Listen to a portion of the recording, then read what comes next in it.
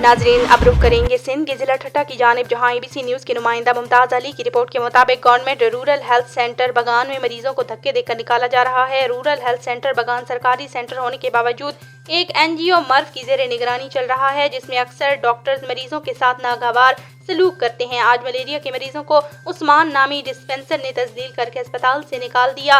याद रहे 10 दिन तक मलेरिया का चेकअप बंद था, क्योंकि उस्मान नामी डिस्पेंसर सेंटर पर नहीं आ रहा था। 2 दिन पहले डॉक्टर उस्मान शोरो ने सहाफी मुमताज कड़मों की वालदा और भाई से बदतमीजी करके सेंटर से बाहर निकाल दिया। डॉक्टर उस्मान शोरो ने कहा कि हमारे पास कोई डिस्पेंसर नहीं जो कैनोला लगाए, जिसके डॉक्टर होटल पर आराम कर रहा था।